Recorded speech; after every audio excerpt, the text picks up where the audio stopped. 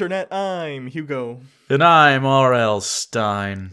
If you were, that'd be oh man, this would be a better series if it was just Think about how much I would hate myself. You probably would. If you were R.L. Stine, that'd be the biggest twist ending of all time. But I'm not. I'm Jake. I'm Jack Black, who played R.L. Stine in that movie that was better than people expected. Anyway, so today we're here to talk about another episode of Goosebumps. As you would expect, it's been a long time since we've done one of these, and we picked one that is the most generic Goosebumps, actually. This is what, if anyone asked me, what is Goosebumps, I would show them this episode, and they'd go, what was that? And I would go, Goosebumps. So here we go with The Scarecrow Walks at Midnight. So this episode opens on some kids being dropped off at their grandparents for a visit, though I use the word kids loosely, as they sort of talk like characters out of a Norman Rockwell painting. Hey, Grandpa Kurt, can we go catch some frogs tonight? We're supposed to get some rain later on. We'll do it another time. And after that, we'll go down to the old general store to pick up some penny candy before the Japs take that from me, too. I like those frogs. You shouldn't catch them, because if you do, the scarecrows might just end up catching you. Meet Stanley, the Methy son. He's the one we don't talk about when we have company over, but we agree to watch the kids because we don't trust him. What's with Stanley? Come on, let's get inside before the rain starts. And before Stanley gets a good smell of you, he'll hunt you down like a bloodhound. He likes a good struggle. That night, the kids settle into their rooms. Why does it have to pour the first night we get here? I wanted to get some frogs. Someone told this piece of shit he could act. This is why I'm against participation trophies. If your kid's a piece of garbage, they should know early so they have time to build other social skills, like a sense of humor, or being a slut. Meanwhile, the grandmother is having kind of a rough night.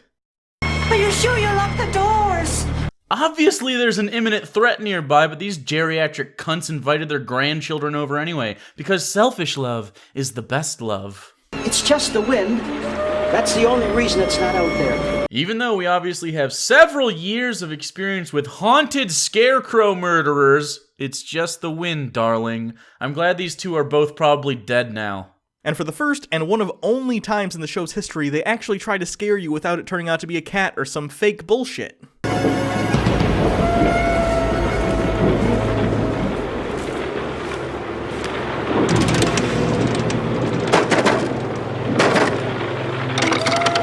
Maybe if you didn't treat the scarecrows like they were Syrians, they would fucking like you. It's a real tragedy that this would be the role that drove Jack Skellington to Philip Seymour Hoffman himself. Jody, how'd you two sleep? Fine. Hope you're both hungry. Cornflakes? What about your famous pancakes? It was at this moment that Grandpa remembered that he fought the Japs on Iwo Jima.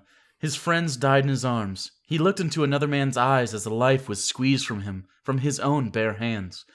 He lost his boyhood innocence to the sounds of screaming men and mortar fire. Also, this walking advertisement for late-term abortion could bitch about not getting pancakes for breakfast. I'm afraid I forgot to buy chocolate chips.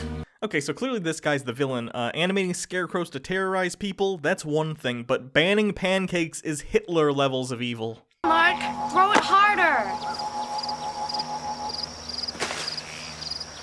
Not that hard. Harder doesn't necessarily mean you stop aiming, Mark. I'd normally make a sex joke here, but not even John Wayne Gacy would have found you fuckable.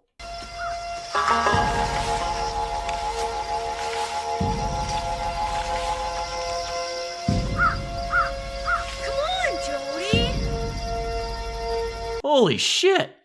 Goosebumps just did a long tracking crane shot. There's no joke here, I'm just shocked.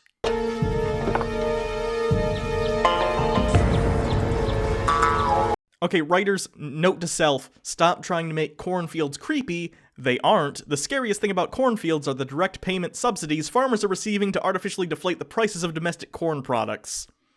I mean, penises are funny, right? Wow, exciting. What you doing? If this was a Stephen King book, those kids would have been hella touched. Stanley, the scarecrows can't walk. They're not alive. Ooh, 2 jump scares in a row. RL is nailing this one. I'm super spooked. Jody? Are things different around here, or is it just me? was thinking the same thing. What's up with that cereal? Grandma's never forgotten to buy chocolate chips before. Ever. You're still being a bitch about chocolate chips? I wish Casey Anthony was your mom. So the next day they're out playing hide and seek in the cornfield, which is weird considering the grandparents clearly know what's going on. Shouldn't they, warn them or something? Maybe they hate their grandkids. I do too. Anyway, 2-minute build-up for a fake-out jump scare. That night we continue to see the extent of Stanley's evil control over the farm. Everyone help yourselves. Cherry? I don't get it. We always have apple. Yeah, it's Grandpa Kurt's favorite. Cherry's my favorite. So it looks like Stanley's taking this family hostage. This must be how Ted Cruz's family feels. So the next day they're biking through the cornfield because, of course they are. What's the matter, Mark? You're not gonna let a girl beat you, are you? I'm gonna win. I'm gonna.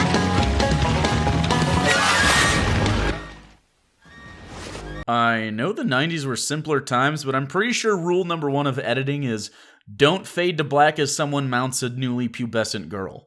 That night they decide to get back at the farmhand's son that they think has been trying to scare them by dressing up the brother as a scarecrow to scare him, but through a wacky misunderstanding, she mistakes a real scarecrow for her brother. Why are we scared of these? The teenage girl just decapitated one with a push that had mildly inconvenienced pretty much anyone else. Luckily, Stanley's son is there to offer the token explanation as to why this is happening. Now, before you hear this, I want you to imagine R.L. Stine taking a monster bong rip and then shotgunning a whole can of Mountain Dew Code Red right before diving into this paragraph. A couple months ago, my dad, he found this book full of spells. He thought it'd be cool if the scarecrows were alive so they could really keep the birds off the crops. That way, he wouldn't have to work so hard. Yeah, well, they came alive all right. Except it wasn't the crows they wanted to scare. All right, I'm sold. And I didn't tell Dad, though. He's scared of them. Besides, I don't want him fooling with magic no more. Dad! Why were you scared? You were walking slowly toward them within his eye line in a well-lit room. So now Stanley, his son, and the girl in the episode are on a mission to try and stop the scarecrows who don't want to go back to being inanimate. It's weird that this doesn't take place literally anywhere else. The rural fields of Nebraska don't necessarily have the deepest history of the dark arts.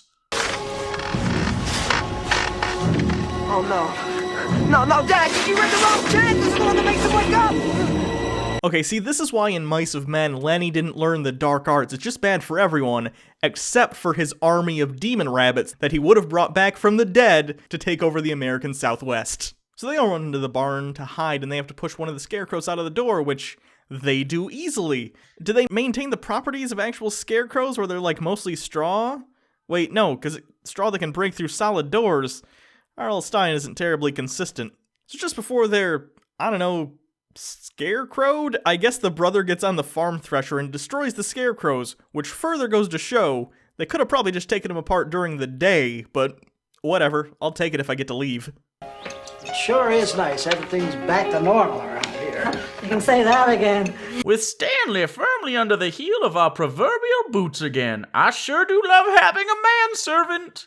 So of course we get the traditional Goosebumps, everything will be fine moment. Or will it? Yeah, so Stanley brought the Thresher to life. Zing? But this would have been a better Goosebumps episode, one where an entire family is murdered by a living Thresher.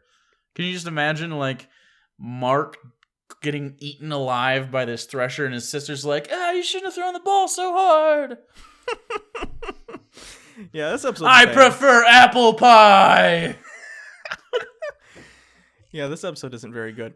So yeah, that's this episode of Goosebumps. It's generic. The acting is worse than the average episode of Goosebumps, if you can believe it. They're all terrible. The writing isn't very good, but I guess Jake looked it up, and I guess the director is actually an award-winning director, which kind of shows it is shot better than your typical Goosebumps episode. So it does have that. He did going a couple. He did some short films, and I don't know. It's not been for a long time, and at the time he did this, it had still been kind of a little bit. So it was at the end. It was near the end. This was the tail end. He's still working. But this was I don't know his name. For him, this episode of Goosebumps was the scene in Boogie Nights where they go to the drug dealer and he's shooting stuff and they're playing Jesse's Girl in the background. This is that for him. It's his rock bottom where he realizes he needs to stick to maybe something else. Maybe this isn't for him. Maybe he is just Dirk Diggler with a big dick. Go see Boogie Nights if you haven't, people. Classic cinema. The director of this was Randy Bradshaw, and he actually did like 7 episodes of Goosebumps. He did Attack of the Mutants Part 1 and 2, this one, The Blob That Ate Everyone, A Shocker on Shock Street, An Old Story, which I guess is the name of a Goosebumps episode. Oh, yeah. And Bride of the Living Dummy. Old Story is the one where they eat the cookies and they get old.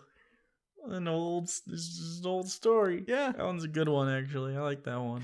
Anyway, so thanks, everyone. You can always follow us. Don't the grandmas try to fuck them? Oh, yeah, those grandmas are super thirsty for their old wrinkly man dicks. Maybe we'll do the old story. Yeah. Soon. So thanks, everyone. Until next time, you can follow us Twitter at The Real Unpop. Those are words. Subscribe to the Patreon. Those are things. Until next time, I'm Hugo. I'm Jake. I don't know, Scarecrow's stuff. I don't know. This makes us lazy. Ugh.